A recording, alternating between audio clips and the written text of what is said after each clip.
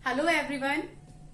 आज का हमारा टॉपिक है मोल कंसेप्ट। हम लोग हमारी प्रीवियस क्लास के अंदर मोल्स क्या होते हैं, कैसे फाइंड आउट करना है, इन सब बातों के बारे में बात कर चुके थे। आज हम लोग उससे एक स्टेप आगे, अगर हम लोगों ने मोल को फाइंड आउट कर लिया है तो उस मोल के अंदर कितने एटम, कितने मॉलिक्यूल, ये सब हमें कैसे फाइंड आउट करना है, इस बारे में बात करेंगे। मोल कंसेप्ट हमारी क्लास 11th और क्लास 12 इसका तो एक बहुत इंपॉर्टेंट टॉपिक है ही, साथ ही हमारे जो कॉम्पिटिटिव एग्जाम्स होते हैं वहां पर भी मोल कंसेप्ट को बहुत बार पूछा जाता है। इसीलिए हम लोग आज मोल कंसेप्ट को पहले एक बार स्टडी करेंगे, उसके बाद मोल कंसेप्ट के ऊपर न्यूमेरिकल किस तरीके से आते हैं एग्जाम्स में उनके बारे में भी बात करेंगे। अगर बात करते हैं मोल कंसेप्ट की, क्या कहता है मोल कंसेप्ट? तो मोल कंसेप्ट कहता है किसी भी एक सब्सटेंस के एक मोल के अंदर, कोई भी एक सब्सटेंस है उसके एक मोल के अंदर कितने एटम प्रेजेंट रहेंगे, ये होता है 6.022 10 की पावर 23 एटम। ये हाइपोथेसिस किसने दिया था? तो ये दिया था एवोगैड्रो ने। तो इसीलिए इस नंबर को, इस पर्टिकुलर फिक्स कांस्टेंट नंबर को नाम भी दिया गया है एवोगैड्रो नंबर। तो एवोगैड्रो ने हम लोग को बताया था किसी सब्सटेंस के एक मोल के अंदर 6.022 10 की पावर 23 एटम प्रेजेंट रहते हैं। ये मोल कंसेप्ट का बेस है। अब हम लोगों को अगर मोल कंसेप्ट को समझना है तो कुछ एग्जांपल को सॉल्व करना पड़ेगा। सबसे पहले मिनिमम एग्जांपल से स्टार्टिंग करेंगे। हम लोग बात करते हैं कार्बन एटम से।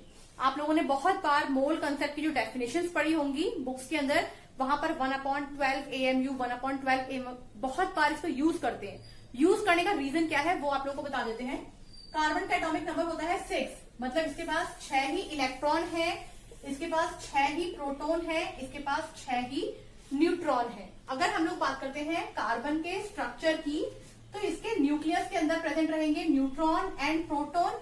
साथ में हम लोग छोटी क्लास से पढ़ते हुए आए हैं कि किसी भी एक एटम का जो मास होता है वो डिपेंड करता है कि उसके अंदर न्यूट्रॉन प्रोटॉन का वेट क्या है और न्यूट्रॉन प्रोटॉन नंबर में कितने हैं। यहां अगर बात करते हैं न्यूट्रॉन एंड प्रोटॉन की, नंबर में कितने हैं? 6। अब बात कर लेते हैं मास कितना होता है। तो मास ऑफ न्यूट्रॉन की अगर हम लोग बात करते हैं, वैल्यू होती है 1.67 10 की पावर -24 ग्राम। अगर बात करते हैं मास ऑफ प्रोटॉन की, वैल्यू होती है 1.67 10 की पावर -24 ग्राम। दोनों मास सेम होते हैं। लेकिन अगर मास बात करते हैं इलेक्ट्रॉन की, तो वैल्यू होती है 9.1 10 की पावर -31 होता है केजी के अंदर। और अगर इसको चेंज करना है आपको ग्राम के अंदर, तो बस माइनस कर देंगे हम लोग 3 यूनिट को। 9.1 10 की पावर -27 होता है ये ग्राम में। हम लोगों को इलेक्ट्रॉन के मास को कंसीडर नहीं करना है, क्योंकि एटम का जो मास होता है वो इलेक्ट्रॉन से इंडिपेंडेंट रहता है। इसका रीजन ये है, यहाँ 10 की पावर में बहुत छोटी वैल्यू होती है इलेक्ट्रॉन के लिए, तो हम उसे कंसीडर नहीं करते हैं। तो अगर हम लोग बात करते हैं कि मास ऑफ कार्बन एटम, एक कार्बन एटम का मास कितना होगा, तो हम क्या बोल सकते हैं? 6 प्रोटॉन प्लस 6 न्यूट्रॉन, और दोनों का मास सेम है, तो हम लोग शॉर्ट में क्या लिखेंगे? 12 मल्टीप्लाई बाय 1.67 10 की पावर -24 ग्राम। अगर हम लोग बात करते हैं ये पूरी यूनिट क्या कहलाती है, इसे हम लोग बोल देते हैं 12 AMU। आप लोगों ने छोटी क्लासेस में बहुत बार AMU के बारे में पढ़ा होगा, तो यहां आपको क्लियर होगा AMU मतलब एटॉमिक मास यूनिट, और वो इक्वल रहेगी इस वैल्यू के। जिस किसी हम लोग एटम के लिए बात कर रहे हैं यहाँ पर उसकी वैल्यू लिखी जाएगी और वो AMU में आएगी। जैसे कि हम लोग AMU को अभी आगे सॉल्व करते हैं, उसके बाद नेक्स्ट एग्जांपल लेंगे। अगर हम लोग बात करते हैं 1 AMU, यहां से यूनिट कितनी निकली, तो हम लोग क्या बोल सकते हैं? 1 AMU यहां से निकलेगा 1/12 मल्टीप्लाई बाय 1 कार्बन एटम। क्योंकि हम लोगों ने क्या किया है, हम लोगों ने पूरे यूनिट को 12 AMU माना, मतलब 12 मल्टीप्लाई बाय 1.67 10 की पावर -24। इसका मतलब ये पूरा एक AMU था। तो एक AMU निकालने के लिए हम लोगों ने क्या किया? 12 को डिवाइड में लेके गए इस पूरे नंबर के, तो ये बना 1/12 इंटू 1 कार्बन एटम। ये थी हमारी AMU में बात। अब हम लोग बात कर लेते हैं, अगर हम लोगों को ग्राम एटॉमिक मास में बोला जाए यूनिट निकालने के लिए, तो हम लोग किस तरीके से फाइंड आउट करेंगे? तो देखिए, अगर हम लोग को बोला जाता है कि 6.022 10 की पावर 23 इतने एटम में कितने मोल होंगे कार्बन के, तो यहां से निकाल सकते हैं हम लोग 1 मोल होंगे कार्बन के। अब हमें बोला जाए कि भाई इस 1 मोल के अंदर अगर 12 AMU मास है तो टोटल मास इतने एटम के लिए कितना होगा। एक कार्बन एटम का मास 12 AMU है तो इतने कार्बन एटम का मास कितना होगा, कैसे निकालेंगे। हम लोग लिखेंगे 12 AMU की जगह पर मैं वैल्यू पुट कर रही हूं 1.67 10 की पावर -24 मल्टीप्लाई बाय इतने एटम के लिए मास निकालना है 6.022 10 की पावर 23 10 की पावर प्लस में 23 माइनस में 24 सॉल्व करेंगे 10 की पावर -1। इन दोनों को अगर हम लोग मल्टीप्लाई करेंगे ऑलमोस्ट इक्वल आएगा 10 के, तो ऊपर भी 10 नीचे भी 10 क्रॉस आउट हो जाएगा, फाइनल वैल्यू बनेगी 12 ग्राम। और इसी को हम लोग बोल देते हैं ग्राम एटॉमिक मास, या फिर इसी को हम लोग बोल देते हैं मोलर मास। तो आप लोगों को यहां पर डिफरेंशिएशन देखना है। अगर यूनिट दी है AMU में तो उसका मतलब क्या निकलेगा, अगर यूनिट दी है मोलर मास में या फिर ग्राम एटॉमिक मास में तो उसका मतलब क्या निकलेगा। ये एक एग्जांपल किया हम लोगों ने। अब एक एग्जांपल हम लोग और सॉल्व करते हैं।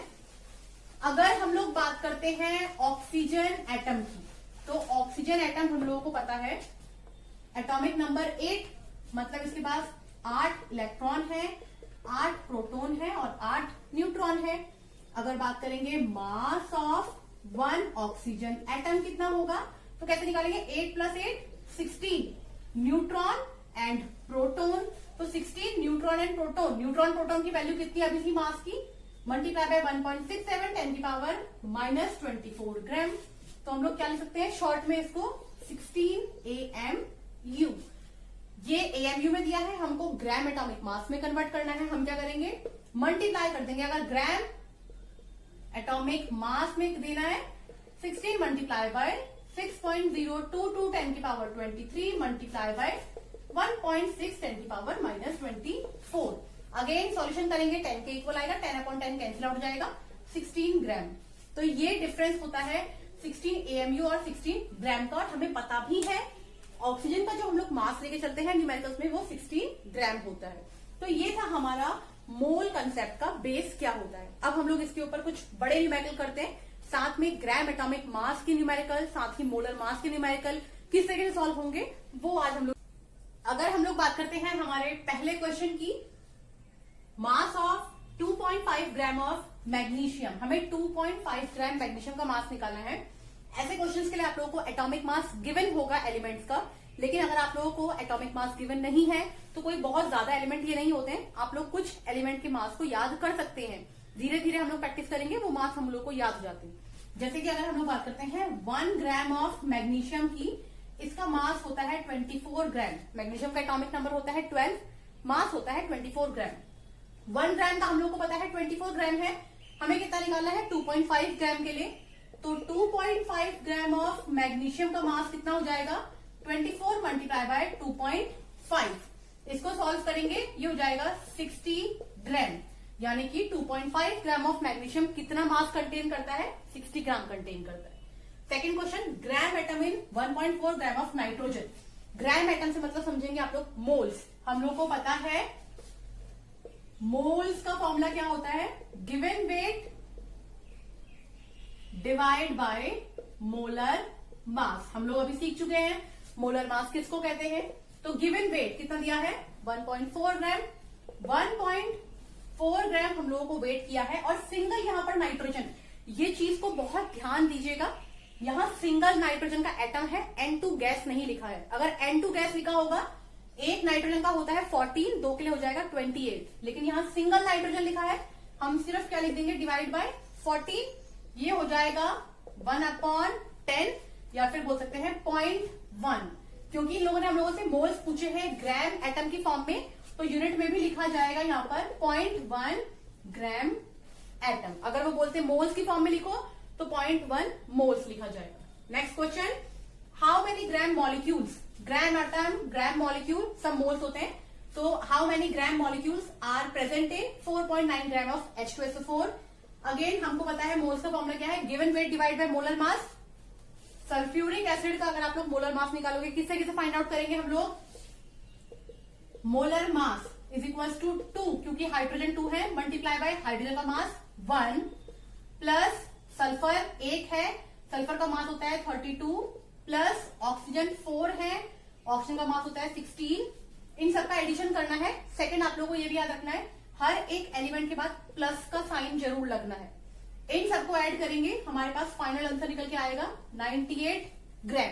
हम लोग को निकालने हैं मोल्स कितने हैं, तो मोल्स कैसे निकालेंगे, गिवन वेट कितना दिया है 4.9 डिवाइड बाय मोलर मास कितना दिया है 98। सॉल्व करेंगे, 49 बन जाओ, 49 2 जा 20, ये हो जाएगा हमारा 0.05।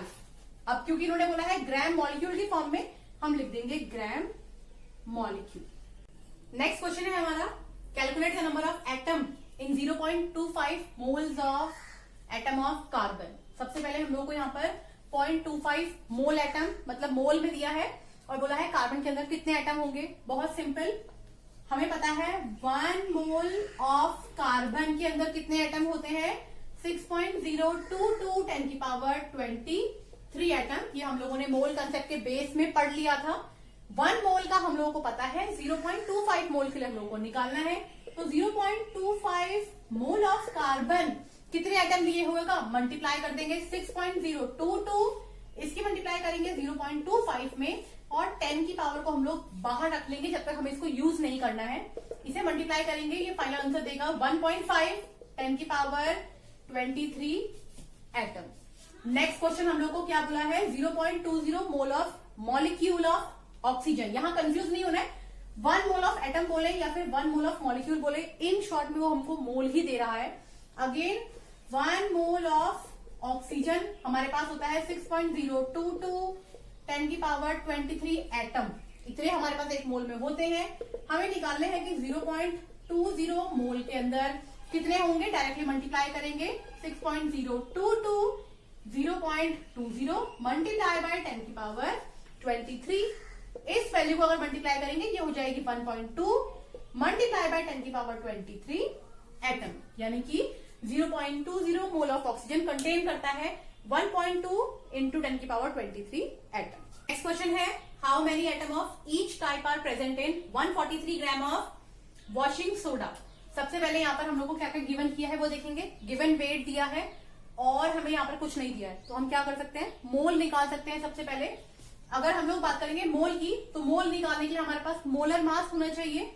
तो मोलर मास निकाल लेते हैं Na2CO3।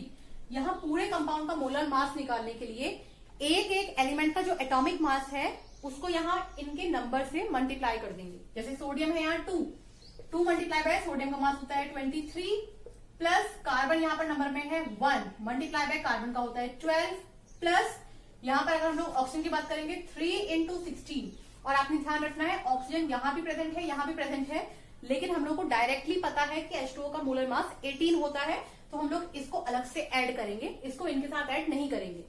प्लस में 10 मल्टीप्लाई बाय H2O के लिए होता है 18। इस पूरे को सॉल्व करेंगे, ये हो जाएगा 286 ग्राम। अब अगर हम लोगों ने बात करनी है मोल्स की, तो मोल्स का फॉर्मूला क्या था, गिवन वेट कितना दिया है 143 डिवाइड बाय मोलर मास कितना दिया है 286। अगर हम लोग बात करते हैं मोल्स की, तो ये हमको प्रोवाइड कराएगा 0.5 मोल्स, यानी कि हमारे पास Na2CO3.10H2 कितने मोल्स हैं 0.5 मोल्स है। जो भी वैल्यू निकालनी है 0.5 मोल्स के लिए निकालनी है। अब देखते हैं हमारे पास 1 मोल ऑफ Na2CO3.10H2O। सबसे पहला एलिमेंट कौन सा है, सोडियम। कितने हैं नंबर में सोडियम, यहाँ पर 2। यहाँ पर हमारे पास सोडियम नंबर में है 2। एक मोल के अंदर होंगे हमारे 6.022 10 की पावर 23 एटम। तो 2 मोल के लिए हमारे पास कितने होंगे, इनको मल्टीप्लाई कर लेंगे साथ में, क्योंकि हमारे पास एक मोल कंप्लीट नहीं है, हमारे पास मोल कितने हैं 0.5। हम क्या करेंगे, यहां पर निकाल लेंगे कि 0.5 मोल के लिए कितने होंगे। तो 0.5 मोल के लिए 0.5 से इसको मल्टीप्लाई कर देंगे। यहां पर देखोगे 2 5 जा 10 और पॉइंट लगाया 1.0, यानी कि यही डिजिट आने वाला है 6.022 10 की पावर 23 एटम। इतने एटम प्रेजेंट है सोडियम के Na2CO3.10H2O में। हम लोगों ने ये सोडियम के लिए बात की है। नेक्स्ट एलिमेंट हमारे पास कौन सा है, कार्बन। कार्बन यहाँ कहीं और नहीं है, मतलब एक कार्बन है। 0.5 mole of carbon in Na2CO3। तो हमारे पास यहाँ एक ही कार्बन है, यहाँ नंबर दिया है 6.022 10 की पावर 23। क्योंकि 1 मोल के अंदर इतने एटम होते हैं, हमें 0.5 के लिए निकालना है, मल्टीप्लाई बाय 0.5। 1 की मल्टीप्लाई 0.5 में 0.5 के मल्टीप्लाई कर लेते हैं हम लोग 6.022 में। अगर हम लोग मल्टीप्लाई करते हैं 6.022 मल्टीप्लाई बाय 0.5, हमारे पास आंसर आएगा 3.011 10 की पावर 23। इतने एटम प्रेजेंट है हमारे 0.5 मोल में। हम लोग बात कर लेते हैं ऑक्सीजन के लिए। 0.5 mole of Na2CO3 contain oxygen. कितने ऑक्सीजन कंटेन किए हैं यहाँ पर इसने? 3 ऑक्सीजन यहाँ पर है, 10 ऑक्सीजन यहाँ पर है। H2O के अंदर 10 ऑक्सीजन है और Na2CO3 में 3 ऑक्सीजन है, तो 10 + 3 कितना हो जाएगा? 13 ऑक्सीजन के लिए हम लोगों को निकालना है। कितने मोल्स दिए हैं? 0.5 मोल्स है और नंबर ऑफ एटम कितने हैं? 6.022 10 की पावर 23। हम लोग पहले ही इसकी मल्टीप्लाई कर चुके हैं, कितना हो जाएगा? 3.010। हमें मल्टीप्लाई करना है 3.011 मल्टीप्लाई बाय 13। हमारे पास वैल्यू निकल के आएगी 39.143। ये हो जाएगा 39.143 10 की पावर 23। ये आए हमारे पास नंबर ऑफ ऑक्सीजन। अब हम लोग बात कर लेते हैं नेक्स्ट एलिमेंट। क्या बचा हमारे पास? 0.5 मोल ऑफ Na2CO3 कंटेन करता है हाइड्रोजन। कितने हाइड्रोजन बोले? 10 2 जा 20 मल्टीप्लाई बाय 3.011 10 की पावर 23। कहां से लिया है ये वाला टर्म? 6.022 multiply by 0.5। इसे बार बार ना लिख करके हम लोगों ने इसकी मल्टीप्लिकेशन ही लिख दी है। कितनी है? अगर हम लोग यहाँ पर बात करते हैं डिजिट की, ये हो जाएगा 3.011 मल्टीप्लाई बाय 20, वैल्यू आएगी 60.22। ये हो जाएगा 60.22 10 की पावर 23। इतने एटम प्रेजेंट है हमारे पास हाइड्रोजन के। तो ये थे कुछ क्वेश्चंस जो हमारे मोल कंसेप्ट से रिलेटेड थे, और इस टाइप के क्वेश्चंस हमारे बोर्ड एग्जाम्स में, 11th क्लास के एग्जाम्स में, कॉम्पिटिटिव एग्जाम्स में पूछे जाते हैं बहुत बार। इसलिए आज हम लोगों ने इन क्वेश्चंस को डिस्कस किया है। अगर आप लोगों को ये वीडियो पसंद आए तो प्लीज इस वीडियो को लाइक कीजिएगा, शेयर कीजिएगा और साथ ही मेरे चैनल को सब्सक्राइब कीजिएगा, जिससे मुझे इंकरेजमेंट मिले और अच्छी और इंटरेस्टिंग वीडियोस बनाने के लिए। आज के लिए इतना ही। Thank you.